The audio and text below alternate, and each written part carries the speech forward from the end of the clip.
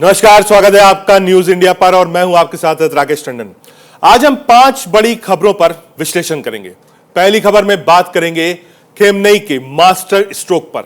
जब दुनिया Iran Israel जंग की आग बुझने की उम्मीद कर रही थी, जब अमेरिका B-2 बमवर्षक से शांति का पैकेज गिरा रहा था, तब एक शख्स चुपचाप बैठा था, न कैमरे के सामने न भाषण में, बल्कि एक मास्टर स्ट्रोक की तैयारी में। नाम है अयातुल्लाह अली खामेनेई, ईरान के सर्वोच्च नेता। और उन्होंने वो किया जो ना इजराइल ने सोचा, ना अमेरिका ने समझा। कोई बयान नहीं, कोई ट्वीट नहीं, सिर्फ एक चाल जो शतरंज की नहीं, पूरे मिडिल ईस्ट की तस्वीर बदल सकती है। ये पहली खबर है, हम आपको दिखा रहे हैं, खामेनेई वर्सेस ट्रंप। दूसरी खबर में बात करेंगे नाटो पर। मिडिल ईस्ट में जंग की आग भड़क चुकी है। ईरान और इजराइल आमने सामने हैं। अमेरिका ने B-2 बॉम्बर्स से हमला किया और अब सवाल उठ रहा है कि यह सिर्फ एक सीमित टकराव है या तीसरे विश्व युद्ध की दस्तक है। ऐसे वक्त में पूरी दुनिया की नजरें जिस संगठन पर टिकी हैं, वो है NATO, North Atlantic Treaty Organisation. The Hague, Netherland में नाटो समिट चल रही है। 32 देश एक टेबल पर हैं, लेकिन मतभेद जमीन पर साफ है। अमेरिका चाहता है कि बाकी देश अपनी GDP का 5% रक्षा पर खर्च करें। ट्रंप कह रहे हैं, हम अकेले कब तक बोझ उठाएंगे। वहीं यूरोपीय देश जैसे फ्रांस, स्पेन, इटली और कनाडा कह रहे हैं, इतना खर्च नहीं होगा। जानेंगे इस खबर में कि आखिर ट्रंप ने क्या करा नाटो में। तीसरी खबर में बात करेंगे कि क्या ट्रंप ने सेल्फ गोल कर लिया है। चेहरे पर मुस्कान थी, पर आंखों में आक्रोश छिपा था। यह डोनाल्ड ट्रंप का वो रूप था जो अमेरिका ने पहले कभी नहीं देखा था और ना ही दुनिया को उम्मीद थी। मौका था नाटो समिट का, मंच था इंटरनेशनल और सामने थे 32 देशों के नेता। ट्रंप ने कहा, हमें सहयोग चाहिए, एक तरफा समर्थन नहीं। लेकिन इस बार वो चिल्लाए नहीं, सेल्फ कंट्रोल में रहे। तो क्या ये बदलाव है ट्रंप की राजनीति में या फिर रणनीति में, जिसके पीछे छुपा है कोई बड़ा कदम? आज हम खोलेंगे इस जंग की हर। आगे बढ़ते हैं। चौथी खबर क्या है? चौथी खबर में बात करेंगे गद्दारी के बारे में। मंच पर थे, अमेरिका के साथ साफ कैमरों के सामने मुस्कुरा रहे थे, पर रात के अंधेरे में नींद की चादर में लिपटे थे चीन के साथ। और जब सुबह आई तो खड़े थे उम्मा मुस्लिम वर्ल्ड के समर्थन में बात मुनीर की है, पर सवाल अब पूरे मुल्क पर है। पाकिस्तानी नेता मुनीर ने दिया ऐसा बयान जिससे पूरी दुनिया को सोचने पर मजबूर कर दिया। उन्होंने कहा, हम अमेरिका के साथ बैठते हैं, चीन के साथ सोते हैं और इस्लामी देशों के साथ खड़े रहते हैं। मतलब साफ है, मंच पर दोस्ती और पर्दे के पीछे चल रही साजिशों का खेल। तो क्या ये सिर्फ एक बयान था या गहरी गद्दारी का सबूत? पांचवी खबर आपको बताएंगे। पांचवी खबर भारत के लिए। अब बात करते हैं पांचवी खबर की। एक्सियम 4 के बारे में। यह सिर्फ एक रॉकेट की उड़ान नहीं है, यह भारत के आत्मविश्वास की सबसे ऊंची छलांग है। 25 जून 2025 को ठीक दोपहर 12:01 पर अमेरिका के कैनेडी स्पेस सेंटर से जब फॉल्कन 9 रॉकेट ने उड़ान भरी, तो उसके साथ अंतरिक्ष की ओर निकला। तो जुड़ी रहिए हमारे साथ, क्योंकि यह है पांचवी खबर। अब आपको विस्तार से बताएंगे इन 5 खबरों के बारे में। अब आपको बताएंगे खेमनेई का मास्टर स्ट्रोक क्या है। एक चाल इतनी खामोश कि दुनिया समझ नहीं पाई। एक नेता जो बोलता बहुत कम है, लेकिन जब बोलता है तो जमीन हिलती है। खामेनेई ईरान का वो नाम है जिसका हर दांव बन जाता है टेंशन का पैगाम। इस बार जो हुआ वो किसी स्क्रिप्ट का हिस्सा नहीं था, यह था खामेनेई का मास्टर स्ट्रोक। सवाल यह नहीं कि उन्होंने क्या किया, सवाल यह है कि अब बाकी दुनिया क्या करेगी।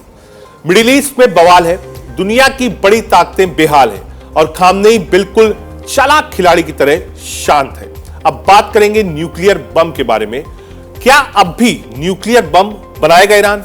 हमले हुए, धमाके भी हुए, पर असली खतरा चुपचाप खिसक गया।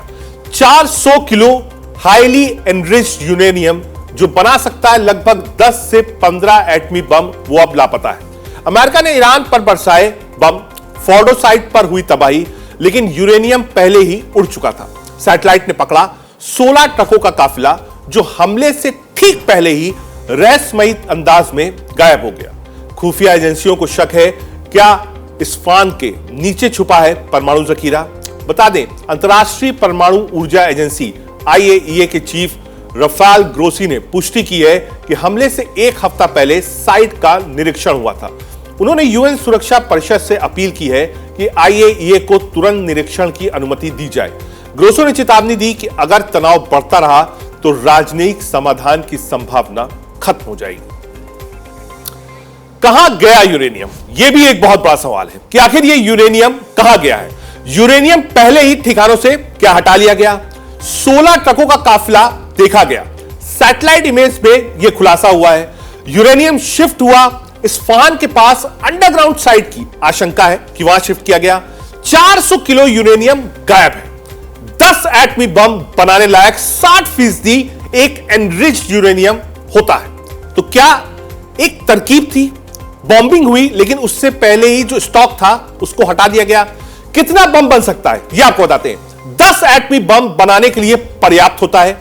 एक बम के लिए लगभग 40 किलो यूरेनियम जरूरी होता है। तकनीकी रूप से तैयार करने लायक होता है। हमारे साथ दो खास मेहमान भी जुड़े हैं। हमारे साथ संजय खन्ना जी और डिफेंस एक्सपर्ट जुड़े हैं। साथ ही ईरान से हमारे साथ प्रोफेसर जमीर अब्बास जाफरी साहब भी जुड़े हैं। जाफरी साहब के पास पहले चलेंगे, सीधे ईरान आपको लेकर चलते हैं। ईरान से सीधे लाइव है जाफरी साहब। जाफरी साहब, क्या आपको मेरी आवाज मिल रही है? एक बार अनम्यूट करिएगा सर। जी, आपकी आवाज आ रही। जाफरी साहब, ये बहुत सारा क्वेश्चन मार्क है और ये मैं नहीं कह रहा हूं। अगर आप अमेरिकन मीडिया को पढ़िए, वहां के अखबारों को पढ़िए, तो वो कह रहे हैं कि शायद अमेरिका चूक गया। कहा उसने हमने नष्ट कर दिया लेकिन नष्ट नहीं कर पाया। ईरान में किस तरीके की चर्चा है? शुक्रिया बहुत बहुत आपकी दावत के लिए और तमाम आपके व्यूवर्स को और आप सबको आदाब अर्ज करता हूं। देखें, अमेरिका इस वक्त जो है बहुत ही वीक पोजीशन में है। ये हमें इसको एक्सेप्ट करना होगा। आप समझिए कि अमेरिका ने कहां से शुरू किया था और कहां पर उसने एंड किया। अमेरिका ने पहले तो नेतन्याहू की जंग थी, उसको अभी हम छोड़ देते हैं, डायरेक्ट अमेरिका की बात करते हैं। अमेरिका ने शुरू किया जब नेतन्याहू घुटनों पर आ गया था। उसने रिक्वेस्ट किया कि अमेरिका को आप आ जाएं जंग में, हम अकेले झेल नहीं पा रहे हैं ईरान के अटैक। फिर ट्रंप ने शुरू किया धमकियां देना, टोटल सरेंडर की बात किया, तेहरान को खाली कर दो की बात किया, तेहरान में हम ऐसा कर देंगे। वहां से शुरू हुई बात।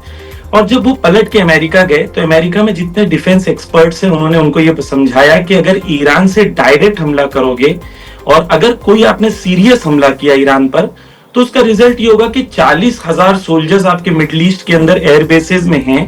ऑलरेडी ऐन अल असद में इराक में ईरान ने हमला कर चुका था 2020 में और उसी वक्त ट्रंप भी प्रेसिडेंट थे। उस वक्त भी आप कुछ कर नहीं पाए थे ईरान का। तो उस वक्त ट्रंप ने, सीबीएस की न्यूज है, सीबीएस में न्यूज आई कि ट्रंप ने कहा कि ईरान को, उसने कहा कि मुझे एक एग्जिट स्ट्रेटेजी दे दो और ईरान को उसने कहा कि हम 3 हमला करेंगे और ये 3 हमले में कोई सीरियस हमला नहीं होगा। हम ऐसे हमला करेंगे, दुनिया को बताएंगे कि हमने B2B बॉम्ब मारा है, लेकिन हकीकत में कोई ना आपका इंसान मरेगा ना आपके ऊपर कोई नुकसान होगा।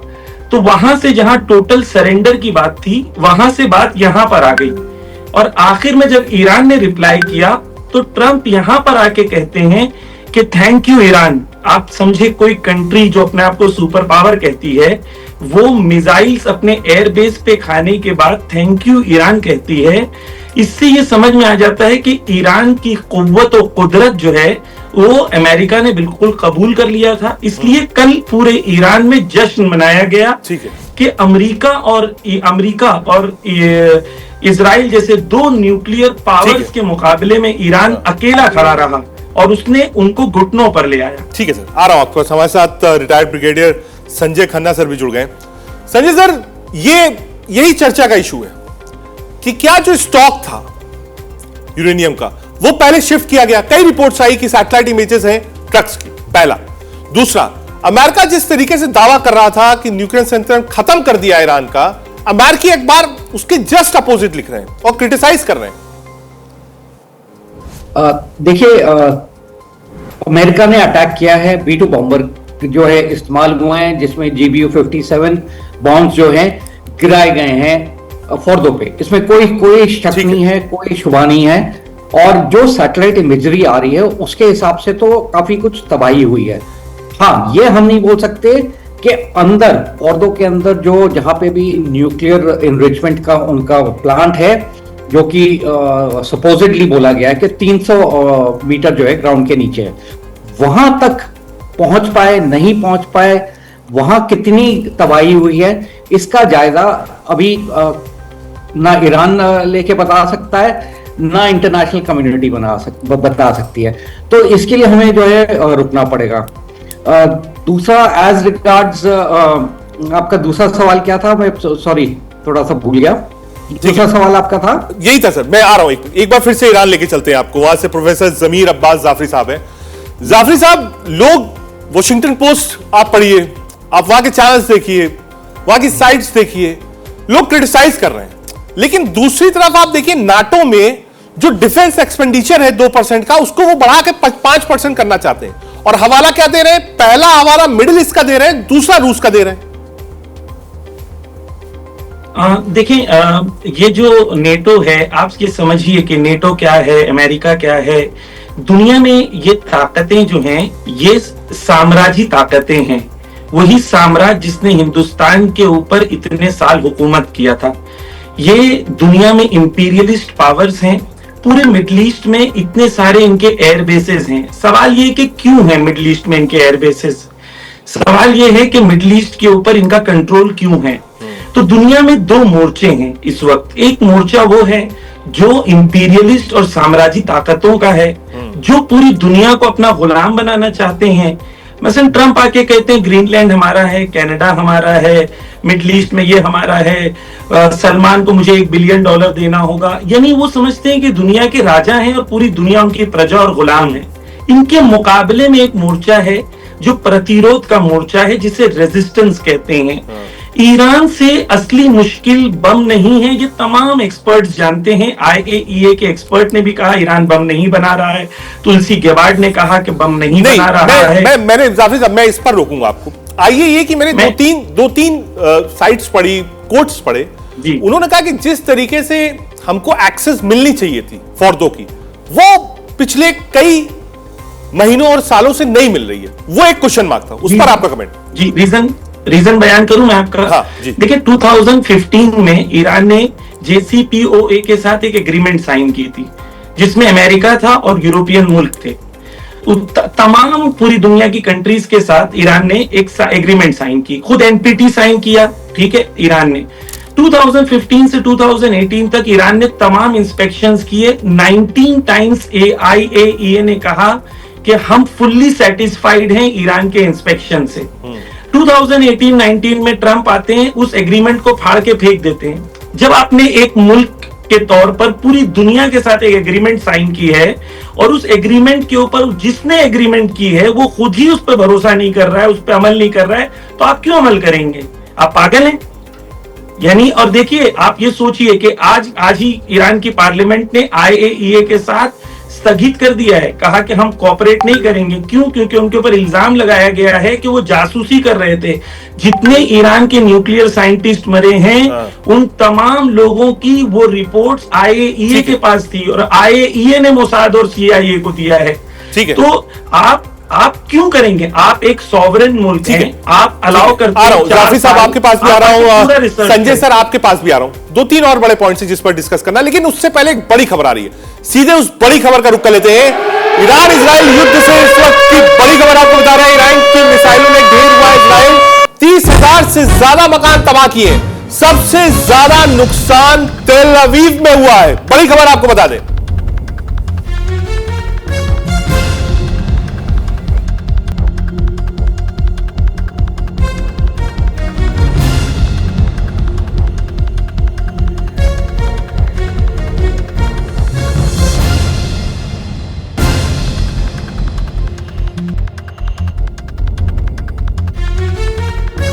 बता रहे ईरान और इजराइल से युद्ध से बड़ी खबर। ईरान की मिसाइलों से ढेर हुआ इजराइल, 30,000 से ज्यादा मकान तबाह हुए हैं। ईरान की मिसाइलों से ढेर हुआ इजराइल, 30,000 से ज्यादा मकान तबाह। सबसे ज्यादा नुकसान तेल अवीव को हुआ है।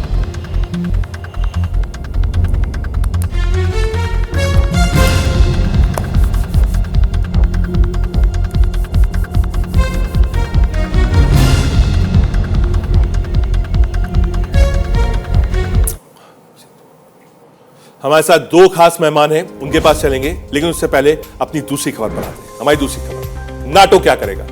एक मंच जहां दुनिया की सबसे बड़ी ताकतें बैठी, एक नेता जिसने पूरी बैठक की दिशा ही बदल दी, और एक संगठन जो अपने ही वजूद को लेकर अब सवालों में है। नीदरलैंड के द हेग शहर में शुरू हुआ नाटो का महामंत्र। 32 देश, एक ही सवाल, क्या अब भी हम साथ हैं। इस बार चर्चा रूस पर नहीं, यूक्रेन पर नहीं, बल्कि खुद नाटो के भीतर मचते तूफान पर है। अमेरिका के राष्ट्रपति डोनाल्ड ट्रंप का सीधा दांव, अगर साथ रहना है तो पैसे दो, ट्रंप की मांग है हर देश अपनी जीडीपी का 5% रक्षा पर खर्च करे, जबकि अभी यूरोपीय देश दे रहे हैं सिर्फ 2%। मतलब ट्रंप की बात मानने के लिए बजट को चीर कर हथियार निकालने होंगे। स्पेन ने कहा नामुमकिन है, फ्रांस, इटली, कनाडा और बेल्जियम सब हिचकिचाए, और इसी बीच ट्रंप ने फिर फेंका बड़ा कार्ड। नाटो की सबसे पवित्र शपथ आर्टिकल 5 पर चुप्पी। मतलब अब अगर किसी एक देश पर हमला होता है तो अमेरिका मदद करेगा या नहीं, यह तय नहीं है। यह सिर्फ एक रक्षा संधि नहीं, यह भरोसे का संकट है। महासचिव मार्क रूटे ने दिया एक नया प्रस्ताव, 3.5% सैन्य खर्च और 1.5% लचीला डिफेंस खर्च। लेकिन यूरोपीय देश में अब भी मतभेद गहरा रहा है, और इसी बीच यूरेनियम गायब हो चुका है, फोर्डो पर हमला हुआ है, ट्रक निकले हैं। अब अमेरिका पूर्वी यूरोप से अपने सैनिकों को भी वापस बुलाने की सोच रहा है। क्या नाटो का भरोसा भी ट्रंप की ट्वीट जितना ही अस्थिर हो चुका है। नाटो की बड़ी बातें आपको बता रहे हैं, ग्राफिक्स के जरिए समझाते हैं। रक्षा व्यय पर सीमा विवाद है। नाटो में क्या हुआ है समझिए आप। रक्षा व्यय पर सीमा विवाद है। रूसी खतरे को लेकर सतर्क है, संदेश भी साफ है। यूरोपीय आत्मनिर्भरता पर जोर है। यूक्रेन को समर्थन जारी रहेगा। अमेरिका क्या चाहता है नाटो से, यह आपको बता रहे हैं। अमेरिका क्या चाह रहा है। अमेरिका ने साफ साफ मांग की है कि ज्यादा पैसा, ज्यादा जिम्मेदारी, बिना शर्त समर्थन और रणनीतिक नियंत्रण। ठीक है, अमेरिका बहुत प्लान करके चल रहा है। वो कह रहा है मैं अकेले ही सारा बोझ क्यों उठाऊं। पहली बात तो जो डिफेंस एक्सपेंडिचर है उसको 2 से 5% आप बढ़ाइए। दूसरा, रूस यूक्रेन का जो वॉर चल रहा है वहां यूक्रेन का समर्थन और बढ़ाइए। साथ ही साथ डरा बिरा के क्वेश्चन मार्क है मिडिल ईस्ट को लेकर, इसलिए आप बजट बढ़ाइए। सीधे अपने गेस्ट पे चलते हैं, संजय खन्ना सर है। संजय सर, ये जो 2% से 5% बजट बढ़ाने की बात है, ये क्या मिडिल ईस्ट और यूक्रेन को बिल्कुल फोकस में रखकर ट्रंप ने कहा है? जी मुझे नहीं लगता, क्योंकि हर देश को जो है अपने लिए फौजी साजो सामान बनाने के लिए या खरीदने के लिए जो है उनको एक्सपेंडेड करना पड़ता है, और वो कितने हद तक कर सकते हैं वो उनकी इकोनॉमी पे डिपेंड कर सकता है। ये अक्रॉस द बोर्ड के जी 2% से 5% कर दिया, और ट्रंप साहब के कहने पे ऐसे जो है इकोनॉमीज नहीं चलती हैं। और इसी वजह से जो आप यूरोपियन देशों की बात बता रहे थे, फ्रांस हो गया, बेल्जियम हो गया, स्पेन हो गया, इन सब ने जो है ये इसी वजह से मान नहीं रहे हैं। हाँ। क्योंकि देखिए अर्थव्यवस्था जो है थोड़ा रिसेशन एक तरह से बीच में आया हुआ है बिकॉज ऑफ कोविड के समय से जो है कई देश अभी भी उभर नहीं पा रहे हैं जिस तरह से पहले वो थे कोविड से पहले। तो इस वजह से जो देश है, जो नाटो के 32 देशों में से कई ऐसे देश हैं जो इस चीज को मानेंगे नहीं, पर इसका एक दूसरा असर भी पड़ता है। देखिए अमेरिका ये नाटो अलायंस का सबसे पावरफुल और ताकतवर मुल्क है, सिर्फ ना सिर्फ नाटो का बट वो पूरे वर्ल्ड का भी है। तो अमेरिका का जो है सपोर्ट नाटो देशों को जो है बहुत बहुत जरूरी है। अभी तक तो ऐसा नहीं हुआ था कि कहीं पे यूरोपियन देशों ने या नाटो अलायंस के देशों ने जो है कहीं पे भी लड़ाई छेड़ी है रिसेंट पास्ट में। और ये जो यूक्रेन का युद्ध हुआ था, ये इस वजह से युद्ध हुआ था कि अमेरिका ने बोला था यूक्रेन को कि आप जो है नाटो अलायंस ज्वाइन कर लीजिए, और उसकी वजह ये थी कि अमेरिका चाहता है कि जितने भी आसपास के देश हैं रशिया के, वो सब नाटो अलायंस में आ जाए और रशिया की घेराबंदी हो जाए। ठीक है सर, एक बार इसी चीज को ईरान से समझते हैं जाफरी साहब से। जाफरी साहब, ये जो डेवलपमेंट नाटो का हुआ है, हालांकि स्पेन और 3-4 और कंट्रीज ने इसका विरोध किया, लेकिन इसको बिल्कुल एम्बुश किया है ट्रंप ने। देखिए, मैं आपको दोबारा इसी पॉइंट की तरफ मैं तवज्जो दिलाना चाहता हूं कि हम भारतीय किस निगाह से इसको देखें। दुनिया में ट्रंप जो है उसे लगता है कि वो उस दुनिया का बादशाह है और वो साम्राज्य ताकत और साम्राज्य फिक्र जो है वो उसके सर के ऊपर हावी है। हमें नेटो और ट्रंप इसके मुकाबले में जो रेजिस्टेंस की आइडियोलॉजी है जो ईरान ने साबित किया है कि आप जरूरी नहीं है इनके सामने झुकें, आप इनसे मुकाबला कर सकते हैं और आप इन्हें फोर्स कर सकते हैं कि ये सीज फायर करें आपके साथ। तो ये जो हम लोगों के लिए पूरी दुनिया के अंदर ट्रंप के आने के बाद जो नकाब था अमेरिका का कि भाई हम जो है डेमोक्रेसी, लिबरलिज्म और पूरी दुनिया को साथ में लेके चलना चाहते हैं, और जो उनका इंपीरियलिस्ट उनका छुपा हुआ चेहरा था वो खुल के सामने आ गया है। अब दुनिया के लिए क्लियर हो जाना चाहिए कि अमेरिका की हकीकत क्या है।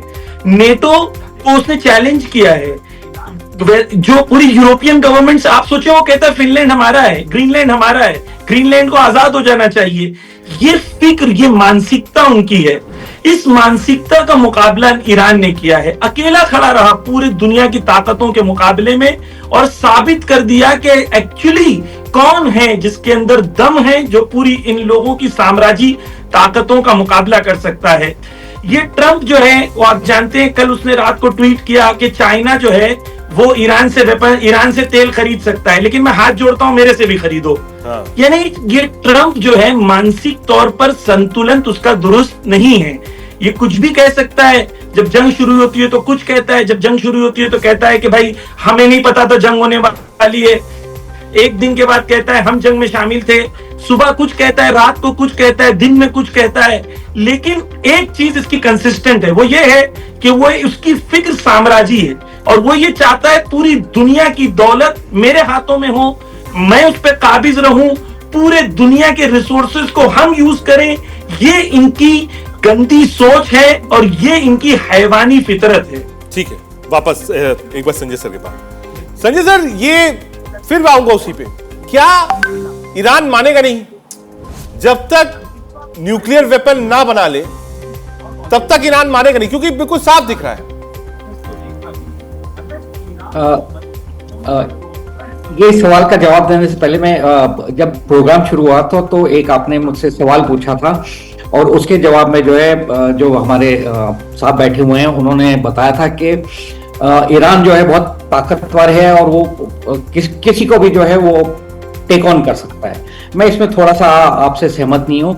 देखिए, अमेरिका, ये हम सबको मानना पड़ेगा कि बहुत ही ताकतवर देश है क्योंकि उसके पास मिलिट्री माइट है, और ईरान जो है उसके पास उस टाइप की मिलिट्री माइट नहीं है। और ये सब जो चीजें हुई हैं, जैसे आप बता रहे थे कि वो जो है ईरान से बात करके ही वहां पे फोर्दो और इफ्सान और तीसरी जगह जो है वहां पे मिसाइल अटैक्स जो है अमेरिका ने किए, और दूसरी तरफ जो है ईरान ने बता के जो है वो मिसाइल छोड़े कतार में जो इनका अमेरिकन बेस है, जो कि सबसे बड़ा बेस है। तो इसलिए ये सब चीजें जो हैं, अगर आप ओवरऑल देखें तो ये सब एक दूसरे से मिली हुई हैं और कोशिश यही थी कि किसी तरह जो है एस्केलेटरी लैडर जो है बढ़े नहीं, और ईरान भी ये कभी नहीं चाहेगा कि वो सीधा सीधा अमेरिका के साथ जंग में घुसे। आप बोल रहे थे कि 2 न्यूक्लियर ताकतें जो हैं उसके खिलाफ ईरान अकेला लड़ रहा था। मैं आपको यकीन दिलाना चाहता हूं कि कोई भी मुल्क आज इस स्थिति में नहीं है कि वो अपनी न्यूक्लियर मिसाइल, जो न्यूक्लियराइज्ड स्टेट्स है, वो अपनी न्यूक्लियर मिसाइल किसी और देश पे जो है दागें, क्योंकि पूरी ह्यूमैनिटी को पता है कि कितनी तबाही ना सिर्फ उस देश पे होगी पर उसके आसपास के भी देशों में होगी, एरिया में होगी, जो लोग इससे उस लड़ाई से कनेक्टेड नहीं हैं। ठीक है, मैं जवाब इसका लूंगा जाफरी साहब आपसे। एक बड़ी खबर इस वक्त की आपको बता रहे हैं, ईरान इजराइल युद्ध से जुड़ी इस वक्त की बड़ी खबर। ईरान ने पहाड़ी के नीचे छुपाया अपना यूरेनियम भंडार, पिंकैक्सेस माउंटेन के नीचे छुपाया अपना यूरेनियम भंडार। बहुत सुरक्षित माना जाता है पिंकैनियस माउंटेन। बड़ी खबर इस वक्त की। आगे बढ़ते हैं, हमारी तीसरी खबर। क्या डोनाल्ड ट्रंप ने सेल्फ गोल कर दिया है? वो बोलते बहुत हैं, बोलते कुछ हैं, करते बहुत हैं, शांति की बात अलग करते हैं, हमला रोकने की भी बात करते हैं, पर जैसे ही माइक नीचे रखा जाता है आसमान से बम गिरने लगे। B2 बॉम्बर निकला था शांति का संदेश लेकर, पर निकला क्या? धुआं, मलबा और अनसुलझे सवाल। फोर्डो की साइट टारगेट थी, पर असली यूरेनियम पहले ही गायब हो चुका था। 16 ट्रकों का काफिला हमला होने से पहले ही निकल चुका था। 400 किलो हाईली एनरिच यूरेनियम जो बना था वो गायब हो गया। ये बार बार लोग सवाल उठा रहे हैं। जो बना सकता था 10 एटमी बम, जब पता नहीं है कि ट्रंप ने जिस ठिकाने पर बम गिराए वो पहले ही खाली था।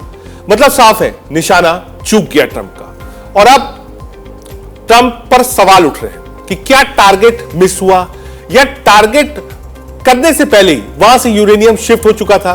क्या यह सब कुछ सिर्फ एक राजनीतिक ड्रामा तो नहीं था जो आपस में बातचीत करके किया गया? ट्रंप बोले हम शांति चाहते हैं, लेकिन जमीनी सच्चाई है जंग अब और भी ज्यादा तेज हो गई है। ईरान इजराइल सीजफायर के बाद उम्मीद थी कि हालात सुधरेंगे, लेकिन अमेरिका की एंट्री ने फिर से आग भड़का दी है। तो क्या यह था ट्रंप का मास्टर स्ट्रोक, या फिर यह बन गया उनका सबसे बड़ा सेल्फ गोल? अमेरिका की ओर से भेजे गए B2 बॉम्बर जिनकी हर उड़ान करोड़ों डॉलर में पड़ती है, क्या सिर्फ हवा में उड़ गए, या फिर एक हमले का असली मकसद कुछ और था? आपको ग्राफिक्स के जरिए समझाते हैं। बड़ी बातें क्या है? नाटो पर ट्रंप की बड़ी बातें आपको बता रहे हैं। जीडीपी का 5% रक्षा पर खर्च करो, अमेरिका अकेला बोझ नहीं उठा पाएगा। आर्टिकल 5 पर सीधी हामी नहीं भरी, यूरोप की हिस्सेदारी अभी भी कम है, बिना फायदे के खर्च नहीं करेंगे, रूस चीन को नजरअंदाज नहीं कर सकते। ये आपको फुल स्क्रीन पर दिखा रहे हैं बड़ी बातें डोनाल्ड ट्रंप की जो उन्होंने नाटो में कही है।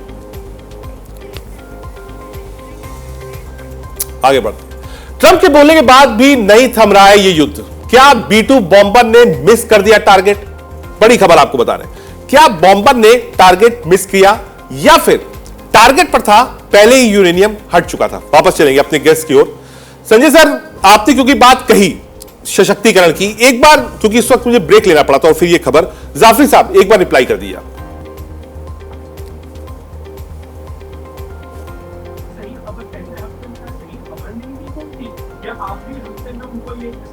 क्वेश्चन आप रिपीट कर दें। जाफरी साहब एक बार खन्ना सर, क्योंकि आपने बोला कि जो बातें कही जाफरी साहब अच्छा, हाँ, के बारे में, ईरान के हवाले से मैं जवाब दे देता हूं। जी देखें, सबसे पहले तो ये है कि यही फिक्र जो है कि अमेरिका का कोई मुकाबला नहीं कर सकता, ये फिक्र सही नहीं है। मैं हमारे एक्सपर्ट जो हैं वो एक्सपर्ट हैं, मैं उनका एहतराम करता हूं, लेकिन मैं डिसएग्री करता हूं, क्योंकि हर जंग सिर्फ बम गिराने से जीती नहीं जाती। अफगानिस्तान में इतने साल रुके, लेकिन आखिर में जलील होकर वहां से भागना पड़ा। तो 1940s के बाद अमेरिका ने कोई भी एक जंग जीती हो और कंप्लीटली कंट्रोल हासिल किया हो, उसकी मुझे मिसाल दे दें। जो वर्ल्ड वॉर 2 के बाद ये इराक गए, इराक में इन्होंने हमला किया, दौलत बदली, हुकूमत बदली, आखिर में वहां पर आईसिस आ गया। लीबिया गए, लीबिया में केओस हो गया। सीरिया गए, वहां पर आईसिस क्रिएट हुआ, सीरिया में आईसिस आ गया। तो इन लोगों ने, अमेरिका ने कोई जंग अगर मिडिल ईस्ट में जीती हो, हाँ झूठ बहुत बोला, मारा बहुत, खून बहुत बहाया, बेगुनाह इंसान बहुत मरे, लेकिन जंग नहीं जीती। जंग सिर्फ बम गिराने से नहीं जीती जाती। मिलिट्रीली अफगानिस्तान में ये सस्टेन नहीं कर पाए, मिलिट्रीली इराक में सस्टेन नहीं कर पाए। तो इनके पास ऊपर से हवा से बम गिराने में ताकत बहुत है, लेकिन जमीन पे लड़ने में आया वाकई इनके पास ताकत है, ये आप नहीं कह सकते कि जमीन पे वाकई इनके पास लड़ने की कोई ताकत मौजूद है। तो वो दुनिया बदल गई कि जहां पर आपको लगता था दो शक्ति, सिर्फ अमेरिका शक्ति है, नहीं। आप देखें, अगर किसी कंट्री ने किसी कंट्री के ऊपर अगर एयरबेस पे हमला किया, और अमेरिका ने पहले ट्रंप ने क्या ट्वीट किया था, अगर हमारे तरफ आंख उठा के देखी तो पूरा तेहरान खाली करना होगा, ये करना होगा, वो करना होगा। आखिर में क्या किया, क्यों नहीं किया? तो ये अमेरिका जानता है कि जंग के अंदर दो पावर्स हैं इस वक्त, सिर्फ अमेरिका पावर नहीं है। मैं नहीं कह रहा हूं कि अमेरिका टेक्नोलॉजी में बेहतर है, जी, बॉम्ब्स उसके पास बेहतर हैं, जी, उसके पास हो सकता है फाइटर जेट्स बेहतर हैं, जी, लेकिन सिर्फ इससे जंग नहीं जीती जाती। ऑन द ग्राउंड जब जंग आएगी तब कौन जीतेगा, ये इंपॉर्टेंट है।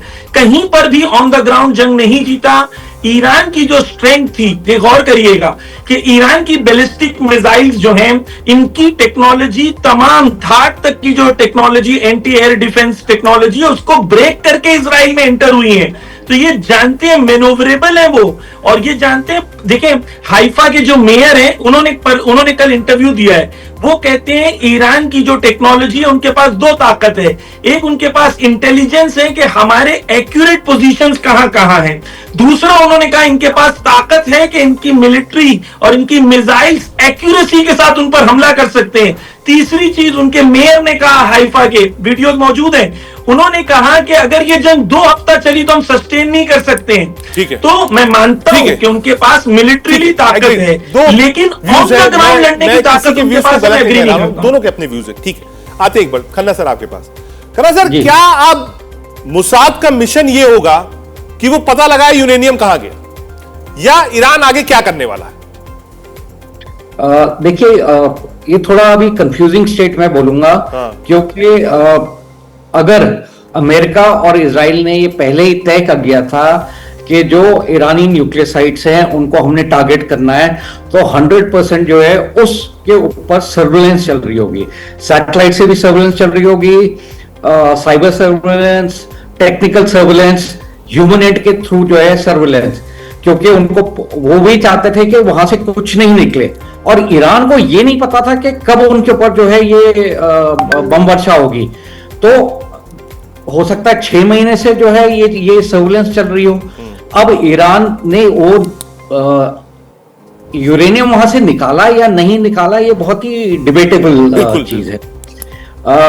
दूसरा है कि 16 ट्रक्स, या कोई बोलते हैं 27 ट्रक्स भी थी। तो 27 ट्रक लड़ाई के दौरान जो है वहां उस जो फोर्दो की रोड है उसके ऊपर लाइन अप हुई है, और ये अमेरिकन सैटेलाइट या इजरायली जो टेक्निकल साजो सामान है या ह्यूमन इंटेलिजेंस जो चल रही है, उनको पता नहीं चलता। उनको 100% पता चलता कि यहाँ पे जो है, क्योंकि इस लड़ाई में जब लड़ाई होती है तो अब जहाँ पे भी थोड़ी बहुत ही कॉन्सेंट्रेशन होती है, गाड़ियों की हो गई, गन्स की हो गई, ये सब 100% मॉनिटर्ड होती हैं।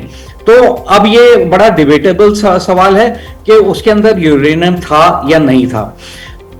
आज जो है अमेरिकन वाइस प्रेसिडेंट इसी पर थोड़ा सा एक्सटेंशन, जाफरी साहब, क्या मिशन मुसाद यही होगा कि पता करिए यूरेनियम कहां है? आगे का प्रोग्राम क्या है ईरान का? मुसाद इसी में लगा होगा? देखिए, हमें लगता है कि मुसाद जो है वो फिल्म में 007 की तरह है, और मुसाद का जो एक इमेज क्रिएट किया गया है। देखिए, आपको ये क्लियर हो जाना चाहिए था कि अमेरिका और ईरान की जंग जो है वो 30 साल से है, और 30 साल से अमेरिका जो 1995 का इंटरव्यू है नेतन्याहू का, जिसमें वो कह रहा है कि 2 हफ्ते में ईरान न्यूक्लियर बॉम्ब बना लेगा, 95 में। ठीक है, अभी तो जोक चल रहा है इंटरनेट पे कि इजराइल में 2500 साल पुराना कोई एक पेपर मिला है जिसमें लिखा है कि 2 हफ्ते में ईरान न्यूक्लियर बॉम्ब बना लेगा। तो दुनिया में जोक बन गई है ये जो बकवास बातें कर रहे हैं। दूसरी चीज ये कि वो 16 गाड़ियां निकली, 17, ये न्यूज रूम्स में जर्नलिज्म के लिए और सेंसेशनलिज्म के लिए अच्छी बातें हैं। इन रियलिटी जो यहाँ के जो IRGC के फॉर्मर हेड है मोहसिन रजाई, उन्होंने इंटरव्यू दिया था। उन्होंने कहा कि जो एनरिच्ड यूरेनियम है बहुत पहले हमने सारे शिफ्ट कर दिए थे। आपको लग रहा है कि ईरान को नहीं पता था कि हमला? बड़ी खबर आपको बता दें, नाटो से इस समय की बड़ी खबर, 2035 तक हर साल GDP का 5% खर्च करेगा नाटो देश। नाटो ने रूस को लंबे समय का खतरा बताया है, पारस्परिक रक्षा के लिए अटूट प्रतिबद्धता जताई है।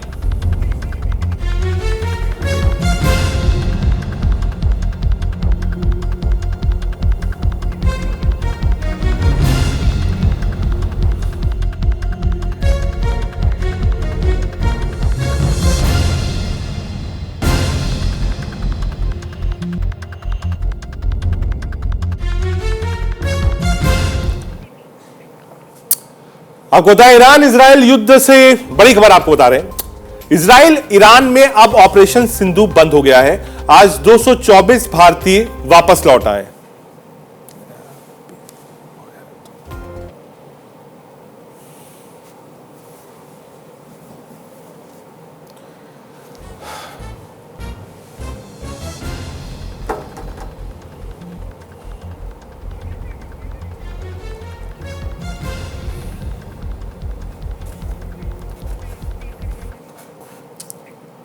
अब बात गद्दार मुनीर की।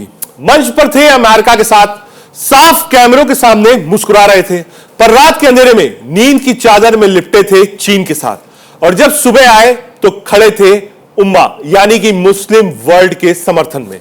बात मुनीर की है, पर सवाल अब पूरे मुल्क पर है। पाकिस्तानी नेता मुनीर ने दिया ऐसा बयान जिससे पूरी दुनिया को सोचने पर मजबूर कर दिया। उन्होंने कहा, हम अमेरिका के साथ बैठते हैं, चीन के साथ सोते हैं और उम्मा यानी कि मुस्लिम इस्लामी देशों के साथ खड़े रहते हैं। मतलब साफ है, साफ मंच उन्होंने कहा कि साहब हमारी दोस्ती है और पर्दे के पीछे चल रहा है साजिशों का खेल। तो क्या यह सिर्फ बयान था या फिर गहरी गद्दारी का इशारा? जिस अमेरिका से मदद लेते हैं उसी को आंखों में धूल झोंकते हैं। जिस चीन से टेक्नोलॉजी और हथियार मिलते हैं उसी के साथ खामोशी से गहरी नजदीकियां, और जब दुनिया पूछती है पक्ष तो उम्मा के साथ खड़े हो जाते हैं। मैं एक बार पीसीआर से कहूंगा, मुनीर के ग्राफिक्स डालिए। क्या यह कूटनीति है या फिर खुली गद्दारी मानी जाए? मुनीर का बयान पाकिस्तान की विदेश नीति की असल तस्वीर है। जिस मुनीर ने माइक थामा उसने सिर्फ शब्द नहीं कहे, उसने दुनिया को दिखा दिया पाकिस्तान का डुअल गेम प्लान क्या है। एक बार आपको सुनाते हैं मुनीर ने यह बयान क्या दिया था। सुनिए मुनीर ने क्या कहा।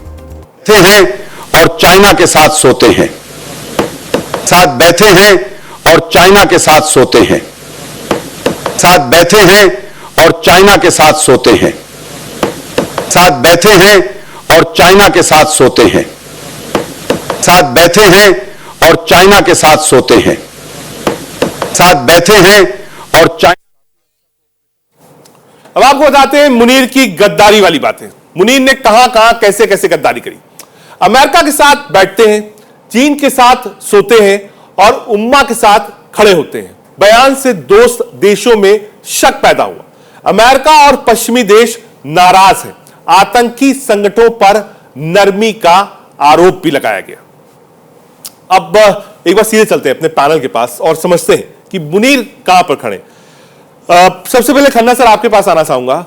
मुनीर का ये जो बयान है कि हम मुस्लिम देशों के साथ भी हैं, हम अमेरिका के साथ ब्रेकफास्ट करते हैं और सोते चीन के साथ हैं, क्या मतलब है इस बयान का? बहुत ही इररिस्पॉन्सिबल स्टेटमेंट है, पर उसकी वजह है। देखिए वो जो है अपने देश के जो आवाम है उनको बताना चाहते हैं कि भाई हमारी जो है साठगांठ अमेरिका के साथ भी है और चीन के साथ भी है, और हम जो है मुस्लिम ब्रदरहुड जो है उनके साथ तो हम खड़े ही खड़े हैं। तो ये अपने आवाम को ये बताना चाहते हैं। दूसरा, वो आपको पता है कि इतने साल से जो है अमेरिकन मदद पे जो है जो डॉलर्स आते हैं उनके पास, जिसकी वजह से डॉलर्स तो इसलिए दिए जाते हैं कि भाई आप अपनी आवाम पे खर्च करें, अपने इंफ्रास्ट्रक्चर पे खर्च करें, पर वो कर देते हैं टेररिस्ट ऑर्गेनाइजेशंस की फंडिंग में और उनको आर्म्स और एमिनेशन मुहैया कराने में। तो इसलिए वो अमेरिका को जो दूसरा हमेशा उनको चाहिए अमेरिका का सपोर्ट। अभी भी जब हिंदुस्तान पाकिस्तान की लड़ाई हुई थी तो उसमें भी वो चाह रहे थे कि बिल्कुल ही खुलेआम अमेरिका आके जो है उनको सपोर्ट करे। 1971 में भी जो अमेरिकन एयरक्राफ्ट कैरियर था उनका फ्लीट थी, पूरी की पूरी फ्लीट वो आके जो है हमारे खिलाफ खड़ी हो गई थी। तो इस वजह से जो है अमेरिका को खुश रखते हैं। चाइना के साथ आपको पता है उनके जो है काफी सी पैक की वजह से, और चाइना को भी वो इंडिया के अगेंस्ट जो है उनको पता है कि चाइना और इंडिया की बनती नहीं है, तो इसलिए चाइना अगर हमारे साथ है तो हमारी वो जरूर मदद करेगा अगर कुछ होता है चाइना से। बट उन्होंने गलती कहाँ की है कि इन दोनों देशों को जो है ओवर द इयर्स अपने जो खनिज हैं या अपने एरियाज हैं उसका वो इस्तेमाल करने दिया है, जिसकी वजह से वहां की जो आम जनता है उसमें बहुत ज्यादा रोष है। मुल्ला मुनीर के साथ कोई खुश नहीं है। वो शुरू में हुआ। दूसरी चीज कह रहा हूं, आप हिंदुस्तान से कन्फ्रंटेशन में हारते हैं, भीख मांगते हैं, सीज फायर की बात करते हैं, अमेरिका से कहते हैं सीज फायर कराइए। आपके जो न्यूक्लियर एसेट्स थे उसको हम शूट डाउन करते हैं, आपके डिफेंस एरिया को हम टारगेट बनाते हैं, ऑपरेशन सुहाग से आप बिल्कुल नीचे चले आते हैं। होता क्या रिएक्शन में? आप ये नहीं मानते क्या हुआ, आप कहते हैं कि साहब हमने बहुत अच्छा किया, हमको फील्ड मार्शल बना दिया। आप अमेरिका जाते हैं परेड में शामिल होने, वहां का न्योता था नहीं, आप चले गए, बाहर बैठे रहे। फिर अमेरिका आपको बुलाता है, मुनीर को इस्तेमाल करता है। लोगों ने यही कहा कि साहब ईरान के खिलाफ इस्तेमाल हुआ है, जो पैरामीटर्स थे वो शेयर किए गए, एयर स्पेस और एयरबेस सब कुछ शेयर किया गया। जी हाँ, बिल्कुल ऐसा ही हुआ है। मुल्ला मुनीर को जो स्टार्टिंग में जो समझ आ रहा था वो ये सब लोग बोल रहे थे कि भाई इनको, क्योंकि पाकिस्तान इनको नॉमिनेट करने जा रहा है नोबेल पीस प्राइज के लिए, तो इससे खुश होकर जो है ट्रंप साहब ने इनको अपने पास बुला लिया। और दूसरा यह है कि जो अमेरिकन प्रेसिडेंट है उनके फैमिली मेंबर्स की काफी वहां पे जो क्रिप्टो करेंसी है उसको लेके बहुत ज्यादा इंटरेस्ट है पाकिस्तान में और बहुत बड़ा बिजनेस बनाना चाहते हैं। पर अंदरूनी देखिए, जब 1 घंटा वार्तालाप हुआ है और कोई प्रेस वाला नहीं था और कोई नहीं था, सिर्फ डीजी आईएसपीआर थे और डीजी आईएसआई थे। ये 3 सैनिक जो लीडर्स हैं पाकिस्तान के, इनको ट्रंप साहब से अकेले मिलने का कोई मकसद नहीं बनता। पर उन्होंने जो है, ट्रंप साहब ने काफी चीजें उनको बताई होंगी जिसमें कि भाई हम ऐसे ऐसे हम अब अटैक करने वाले हैं और आपका जो प्लान बी है हमारे देश का, मोटे मोटे तौर पे ट्रंप साहब ने मुल्ला मुनीर को बताया होगा कि क्या पाकिस्तान के हालात बहुत अच्छे नहीं है। ऐसे में जो मुस्लिम कंट्रीज हैं जिसकी हम बात करते हैं और खासतौर से ईरान बॉर्डर शेयर करते हैं, आने वाले समय में एक दबाव डिप्लोमेसी के रूप में और सरहद के रूप में पाकिस्तान मुनीर की इस चाल की वजह से महसूस करेगा? ये सवाल मेरे लिए? बिल्कुल आप ही के लिए सर। जी बिल्कुल बिल्कुल बिल्कुल, ये तो होगा ही होगा। अब ये थोड़ा सीज फायर होने दीजिए, कुछ टाइम तक बिल्कुल ही शांति हो, तब आप देखिए कि सबसे पहले तो इजराइल ही पाकिस्तान के पीछे, सॉरी ईरान ही जो है पाकिस्तान के पीछे बुरी तरह से पड़ेगा, जिस तरह से उन्होंने विश्वासघात किया है। और बाकी भी जो मुस्लिम कंट्रीज हैं वो कोई इतना पाकिस्तान से खुश नहीं है, क्योंकि मुस्लिम कंट्रीज अदर देन दी अरब वर्ल्ड, बाकी सब जो है वो अमेरिका को पसंद नहीं करती हैं। और अमेरिका और पाकिस्तान के रिश्ते को लेके जो है वो बिल्कुल ही नाखुश हैं। और वो बोलते हैं कि भाई अगर आप मुस्लिम वर्ल्ड के आप सदस्य हैं, ओआईसी के सदस्य हैं और अरब नहीं हैं, तो आप जो है 100% जो है मुस्लिम समुदाय के साथ, मुस्लिम देशों के साथ जो है खड़े हों, और जो भी आपको वार्तालाप करना है, डिप्लोमेसी करनी है, आर्म्स एम्यूनिशन चाहिए, ये हमारे थ्रू जो है आप करिए। आप सीधा के सीधा जो है आप अमेरिका के साथ संबंध नहीं रखिए। ठीक है सर।